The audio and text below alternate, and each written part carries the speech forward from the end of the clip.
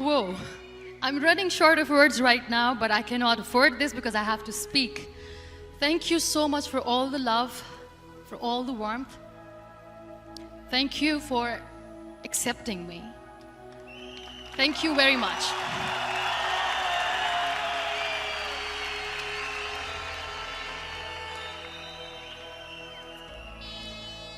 Well, I always start my talk with a disclaimer.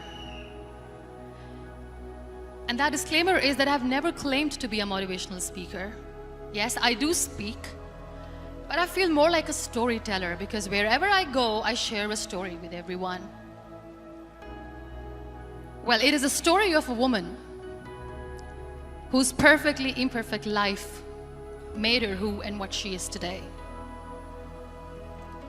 It's the story of a woman who, in pursuit of her dreams and aspirations, made other people realize that if you think that your life is hard and you're giving up on that because you think your life is unfair, think again.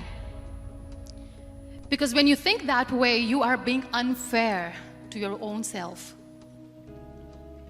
It's the story of a woman who made people realize that sometimes problems are not too big. We are too small because we cannot handle them.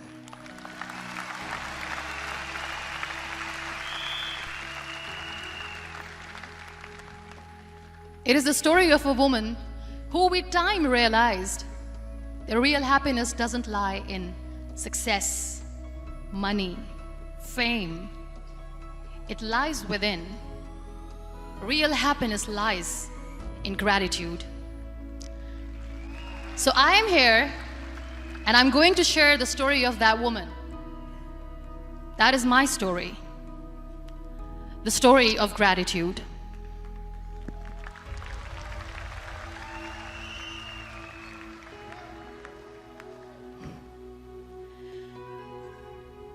I love you too. I love you all. I believe in the power of words. Many people speak before they think. But I know the value of words. The words can make you, break you, they can heal your soul, they can damage you forever. So I always try to use the positive words in my life wherever I go. They call it adversity, I call it opportunity. They call it weakness, I call it strength. They call me disabled, I call myself differently abled. They see my disability. They see my disability, I see my ability. There are some incidents that happen in your life, and those incidents are so strong that they change your DNA. Those incidents or accidents are so strong that they break you physically. They deform your body, but they transform your soul.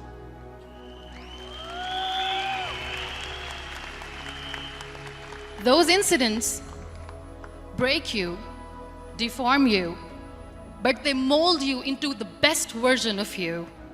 And the same thing happened to me. And I'm going to share what exactly happened to me. I was 18 years old when I got married. And this thing I'm sharing for the very first time on an international level.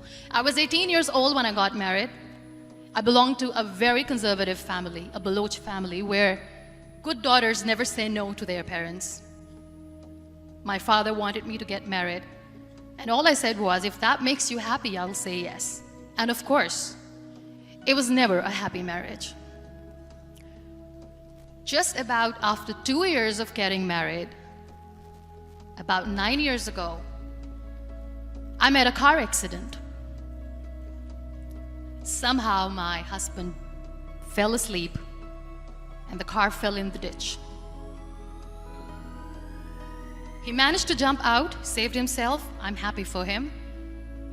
But I stayed inside the car and I sustained a lot of injuries. The list is a bit long. Don't get scared. I'm perfectly fine now. Radius ulna of my right arm were fractured. The wrist was fractured. Shoulder bone and collarbone were fractured. My whole rib cage got fractured. And because of the rib cage injury, lungs and liver were badly injured. I couldn't breathe. I lost urinary bowel control. That's why I have to wear the bag wherever I go.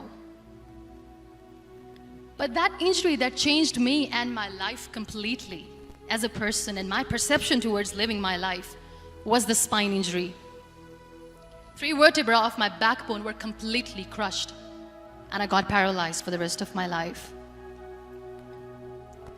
So this accident took place in a far-flung area in the outskirts of a very small province, Balochistan, where there was no first aid, no hospital, no ambulance. I was in the middle of nowhere in that toppled car. Many people came to rescue. They gave me CPR. They dragged me out of the car.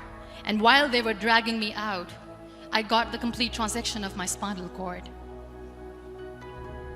And now there was this debate going on. Should we keep it here? She's going to die. Where should we go? There is no ambulance. There was this 4-wheeler Jeep standing in the corner of the street. They said, put her in the back of the Jeep and take her to the hospital, which is 3 hours away from this place.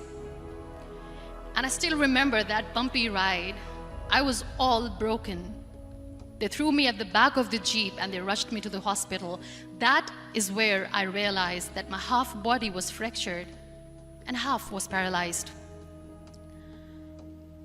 I finally ended up in a hospital where I stayed for 2.5 months. I underwent multiple surgeries. Doctors have put a lot of titanium in my arm. There's a lot of titanium at my back to fix my back. That's why people in Pakistan call me the Iron Lady of Pakistan.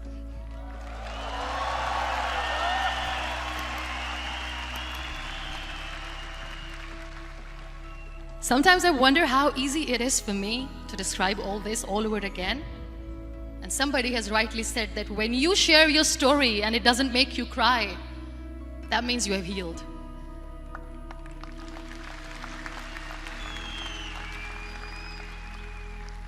Those 2.5 months in the hospital were dreadful. I will not make up stories just to inspire you. I was at the verge of despair. One day, doctor came to me and he said, well, I heard that you wanted to be an artist, but you ended up being a housewife. I have a bad news for you. You won't be able to paint again because your wrist and your arm are so deformed, you won't be able to hold a pen again. And I stayed quiet. Next day, doctor came to me and said, your spine injury is so bad, you won't be able to walk again. I took a deep breath and I said, it's all right.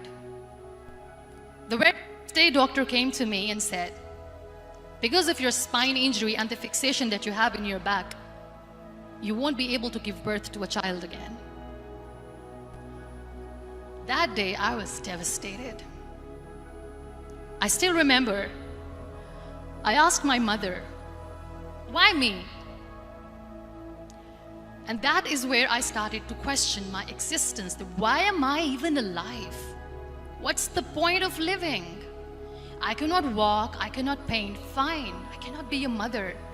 And we have this thing in our heads, being women, that we are incomplete without having children. I am going to be an incomplete woman for the rest of my life. What's the point? People are scared. They think I will get divorced. What is going to happen to me?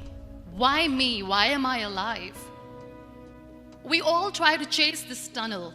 We all do this because we see light in the end of the tunnel, which keeps us going. My dear friends, in my situation, there was a tunnel that I had to roll on, but there was no light. And that is where I realized that the words have the power to heal the soul. My mother said to me, this too shall pass. God has a greater plan for you. I don't know what it is, but He surely has.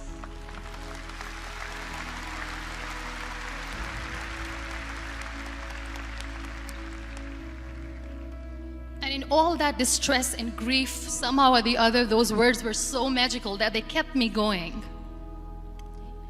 I was trying to put that smile on my face all the time, was hiding. It was so hard to hide the pain, which was there. But all I knew was that if I will give up, my mother and my brothers will give up too. I cannot see them crying with me. So what kept me going was, one day I asked my brothers, I know I have a deformed hand, but I'm tired of looking at these white walls in the hospital and wearing these white scrubs. I'm getting tired of this. I want to add more colors to my life. I want to do something. Bring me some colors, bring me some small canvas. I want to paint. So the very first painting I made was on my deathbed, where I painted for the very first time. It was not just an art piece or just my passion. It was my therapy. What an amazing therapy it was. Without uttering a single word, I could paint my heart out. I could share my story. People used to come and say, what lovely painting, so much color. Nobody could see the grief in it. Only I could. So that's how I spent 2.5 months in my hospital, crying, never complaining or whining, but painting. And then I was discharged and I went back home. And I went back home and I realized that I have developed a lot of pressure ulcers on my back and on my hip bone. I was unable to sit. There were a lot of infections in my body, a lot of allergies. So doctors wanted me to lie down on the bed straight for not 6 months, for not 1 year, for 2 years.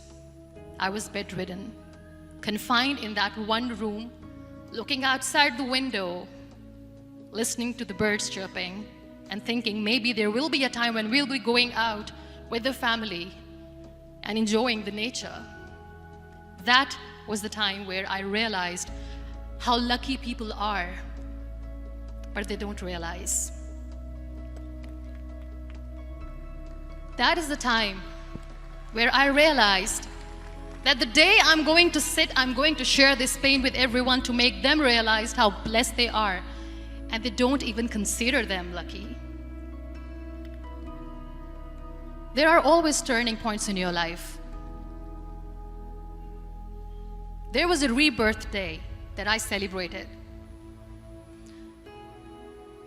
After 2 years and 2.5 months, when I was able to sit on a wheelchair, that was the day when I had the rebirth. I was a completely different person. I still remember the day I sat on the wheelchair for the first time, knowing that I'm never going to leave this, knowing that I won't be able to walk for the rest of my life. I saw myself in the mirror and I talked to myself. And I still remember what I said. I cannot wait for a miracle to come and make me walk. I cannot sit in the corner of the room crying, cribbing, and begging for mercy because nobody has time. So I have to accept myself the way I am. The sooner the better. So I applied the lip color for the first time.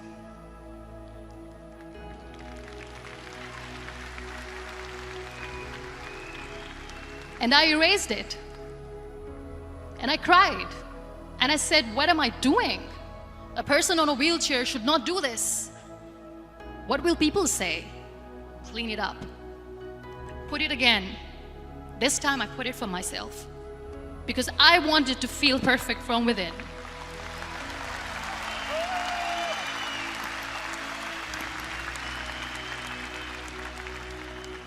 And that day I decided that I'm going to live life for myself. I am not going to be that perfect person for someone. I am just going to take this moment and I will make it perfect for myself. And you know how it all began? That day I decided that I'm going to fight my fears. We all have fears. Fear of unknown, fear of known, fear of losing people, fear of losing health, money. We want to excel in career, we want to become famous, we want to get money. We are scared all the time. So I wrote down one by one all those fears. And I decided that I'm going to overcome these fears one at a time. You know what was my biggest fear? Divorce.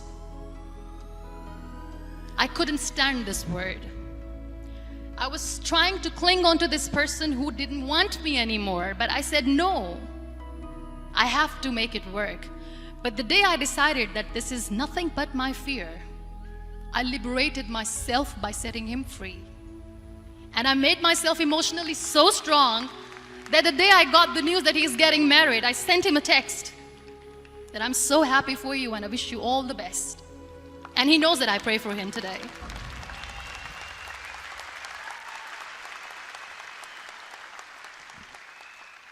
My biggest fear, number 2, was I won't be able to be a mother again. And that was quite devastating for me. But then I realized there are so many children in the world, all they want is acceptance. So there is no point of crying, just go and adopt one. And that's what I did.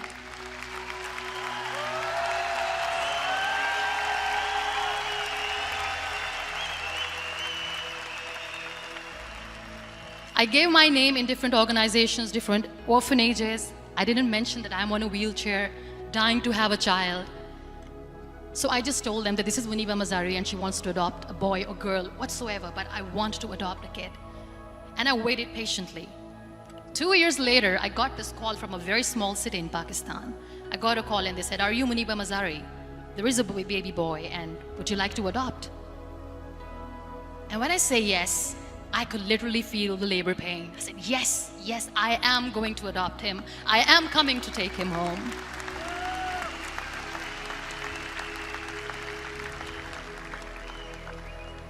And when I reached there, the man was sitting and he was looking at me from head to toe. And in back of my head, I kept thinking that, oh my God, he's going to say she's on the wheelchair, she doesn't deserve it. How is she going to take care of him? And I looked at him and I said, do not judge me because I'm on the wheelchair. But you know what he said? He said, I know you will be the best mother of this child. You both are lucky to have each other.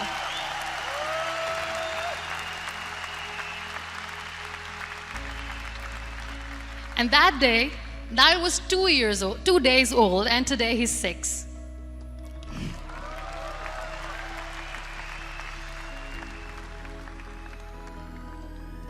You'll be surprised to know another bigger fear that I had in me. It was facing people. I used to hide myself from people. When I was on bed for 2 years, I used to keep the door closed. I used to pretend that I'm not going to meet anyone, tell them that I'm sleeping. You know why? Because I couldn't stand that sympathy that they had for me. They used to treat me like a patient. When I used to smile, they used to look at me and say that, "You're smiling, are you okay?" I was tired of this question being asked, "Are you sick?" Well, a lady yesterday at the airport asked me, "Are you sick?" And I said, well, besides the spinal cord injury, I'm fine, I guess.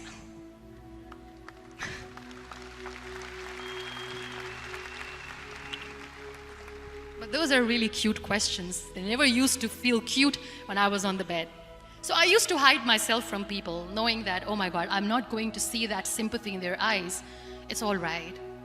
And today I'm here speaking to all these amazing people because I have overcome the fear.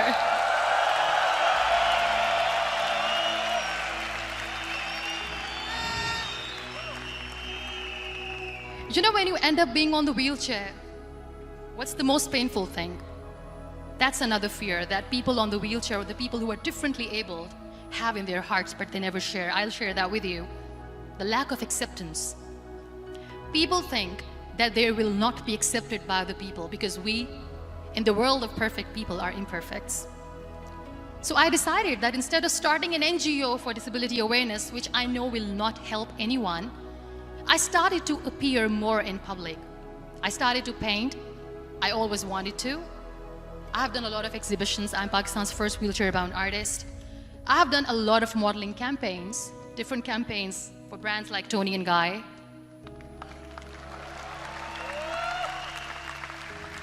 I have done some really funny, breaking the barriers kind of modeling. There was this one by the name Clown Town where I became a clown because I know that clowns have hearts too. And then I also decided that if I really want to make the difference, I am not going to let people use me for their polio campaigns where they will make you a victim and an emblem of misery and mercy and will say that, you know what, give polio drops to your children or they'll become like this girl. I decided that I'm going to join the national TV of Pakistan as an anchor person, and I've been doing a lot of shows for the last 3 years.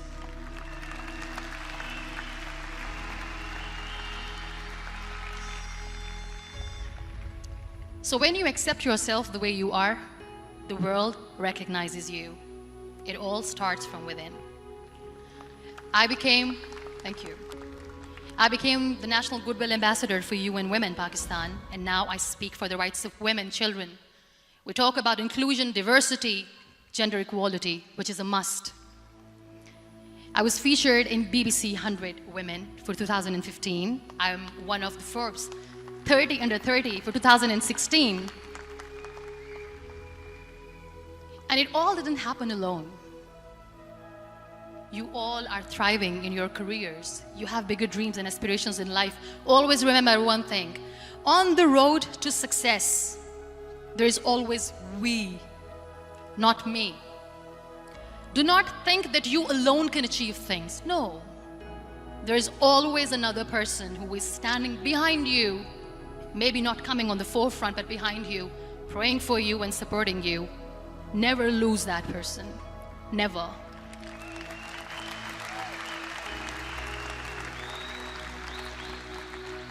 No matter how much I say that I couldn't find a hero, so I became one, I still want to recognize those 3 people in my life who literally changed my life completely, and I get inspiration from them every single day. Walid Khan. Many people know about the terrorist attacks in Pakistan. We have lost many people. And I'm sharing this with a very heavy heart because we actually have lost a lot of people in this huge turmoil of terrorism. These people are barbarians. They do not see people.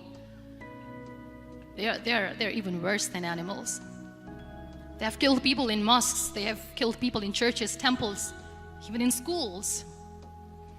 There was this terrorist attack in Army Public School, Peshawar, where these terrorists entered in an examination hall and they killed our children. And in that attack, that day, this beautiful boy, Walid Khan, who was my hero, my real life hero, was the proctor who was taking care of the students, was keeping an eye on the students. Those barbarians shot him 3 times in the face, 5 times on his body, and he fell down. I was asked to give a talk in the school after a week of that terrorist attack. With a very heavy heart, I went there and I spoke. We sang a few national songs. I thought that maybe I've done my part, but deep inside, it was killing me. I could see children injured. I could see children sitting on the wheelchairs looking at me wondering, what next? What was our fault? Just because we were here to give examination, we have been shot. So many people, so many children lost their friends. Their classrooms were empty. The next day they went to the classroom. So this kid, Walid Khan, I was asked that he is in a hospital right now and you have to go and see him and motivate him and tell him that it's going to be okay. And when I saw Walid Khan coming on the wheelchair for the first time in front of me, face was all deformed. His leg was fractured, his arm was fractured. He couldn't talk, he lost his teeth. He cannot sneeze, he cannot smell. He cannot eat. And I kept thinking, what should I say? That everything is going to be all right? No, nothing is all right. And while I was juggling with the words, what to say, what not to say, this beautiful child, Walid Khan, came to me and he said, "Are you Muniba Mazari?" I said, "Yes." He said, "Baji, let's take a selfie."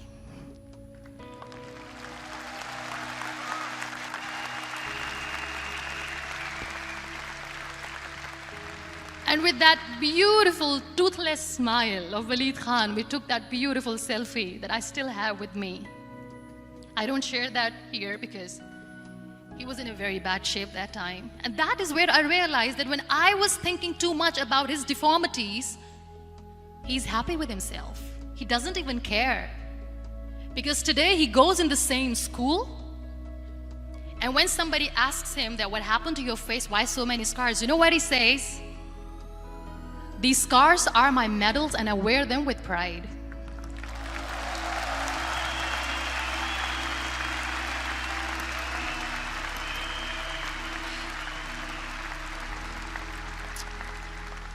And how beautifully he says the terrorists wanted me not to study. I am going to study. I will become a doctor one day.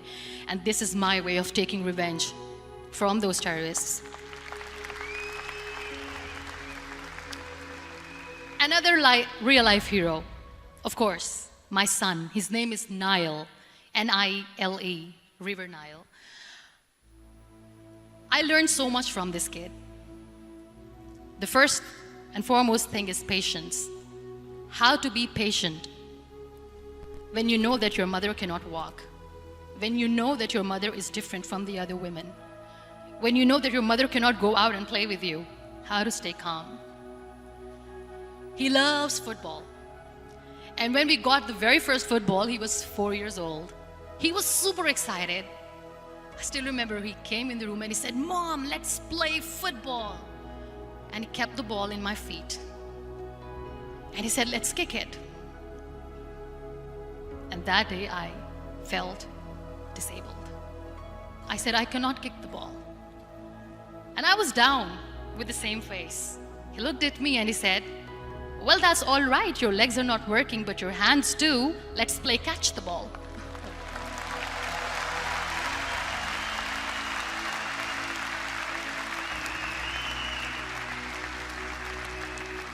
You know what, that day he made me realize that when you think your glass is half empty, come on, your glass is half full.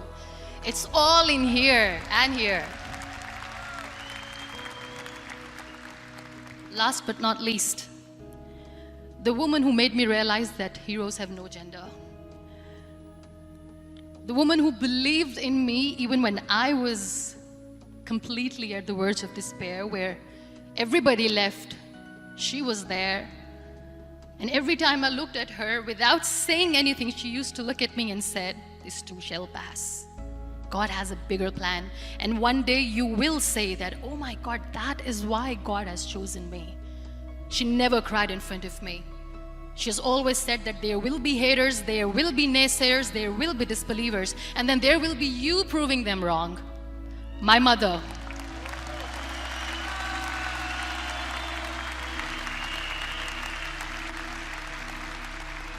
Whatever I am today, I'm nothing without her. I'm nothing without her. Thank you, Mama. I wish you were here. Thank you for making me who I am today.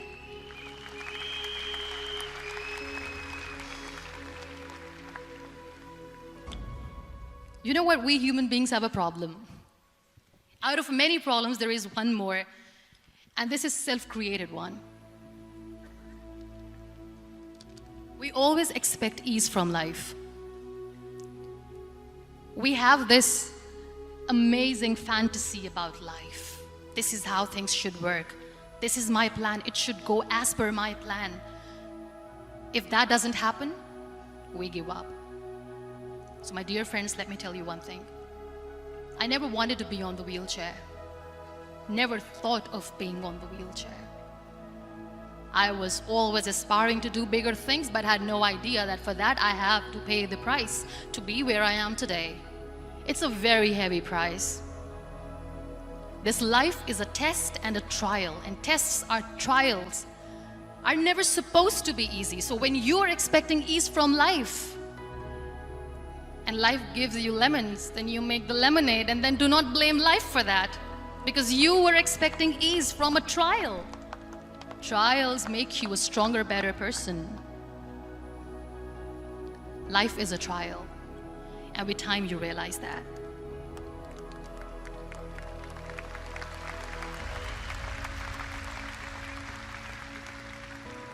It is okay to be scared. It is okay to cry. Everything is okay, but giving up should not be an option. They always say that failure is not an option. Failure should be an option, because when you fail, you get up, and then you fail, and then you get up, and that keeps you going. That's how humans are strong.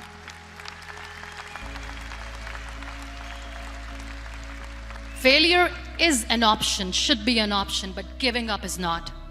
Never. We have this thing in minds. We call it perfection. We want everything perfect. We want ourselves to be perfect. There is this image in our head about everything. Perfect life, perfect relationships, perfect career, perfect amount of money that we need to earn no matter what. Nothing is perfect in this world. We all are perfectly imperfect, and that is perfectly all right. That's all right. We were sent here not to become the perfect people. Those people who tell you how to look perfect, even those people are imperfect. Trying to fight this fear of looking imperfect. I used to be perfect. I still remember. I got this compliment years ago when I used to walk. Oh my God, look at you. You're fair, you're tall, you're perfect. Look at me now.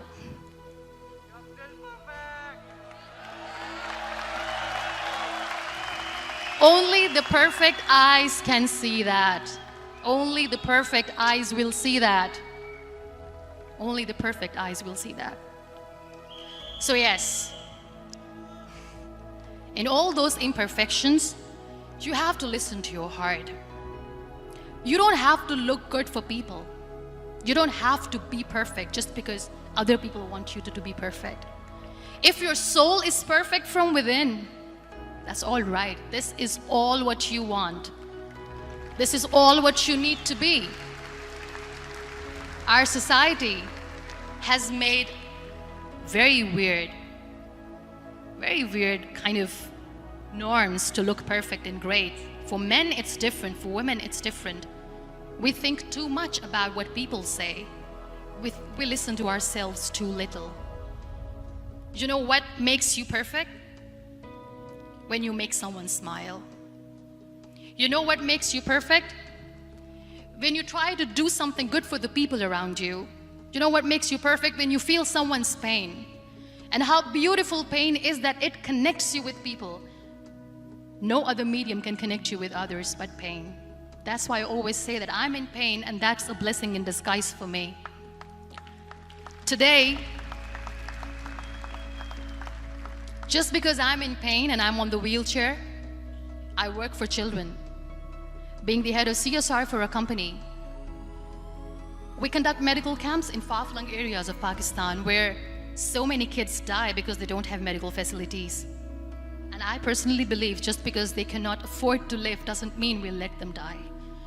So we give them money, we give them medical treatment, we try to heal their wounds, physical and emotional. And I also work for the beautiful people, we call them third gender, the transgender community of Pakistan. You know what connects me with them? All my imperfections. When I go and I hug them, they never judge me. And this very good friend of mine, her name is Bijli. Bijli means electricity. She calls herself electricity. And I said, are you electricity? She says, no, I'm lightning. I'm as strong as lightning. Because we have very bad power outage, so she doesn't want me to call her electricity. So she says, I am very strong. I'm thunder, I'm lightning. She came to me, and the first time I hugged her, she said, you are just like me. And I said, yes, I am like you. Because to people, we are so imperfect. So how beautiful these imperfections are, that because of these imperfections, you can connect with people. Then why are we all running after being perfect? What's the point?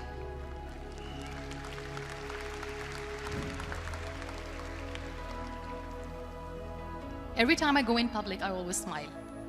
There's always a big toothy smile on my face, and people ask me, don't you get tired of smiling all the time?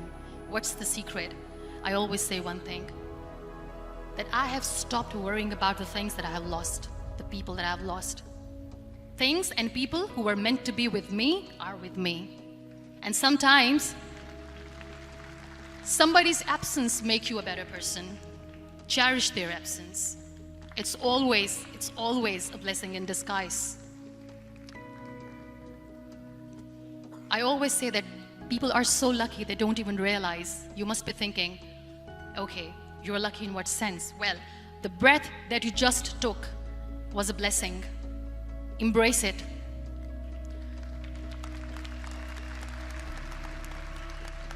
There are so many people in the world who are dreaming to live a life that you are living right now.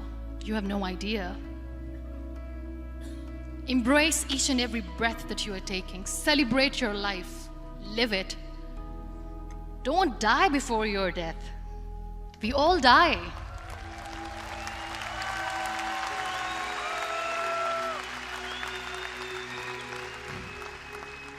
We live this one routine of a day for 75 years and we call it life. No, that's not life. If you're still thinking why you have been sent here, if you're still juggling with the concept of why you are here, you haven't lived yet. You work hard, you make money, you do it for yourself. That's not life. You go out, you seek for people who need your help, you make their lives better. You become that sponge which can absorb all the negativity, and you become that person who can emit beautiful, positive vibes. And when you realize that you have changed someone's life, and because of you, this person didn't give up, that is the day when you live. Always.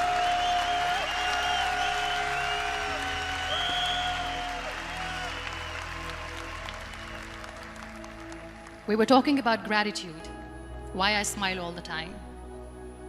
I cry all night when nobody sees me, because I'm a human and I have to keep the balance. And I smile all day because I know that if I will smile, I can make people smile. That keeps me going.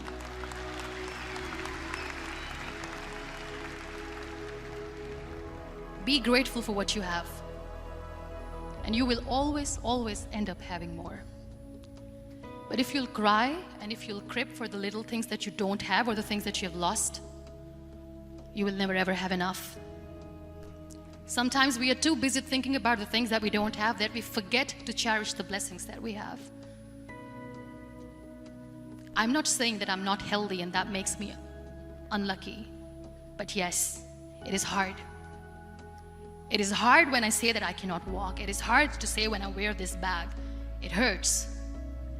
But I have to keep going, because never giving up is the way to live, always.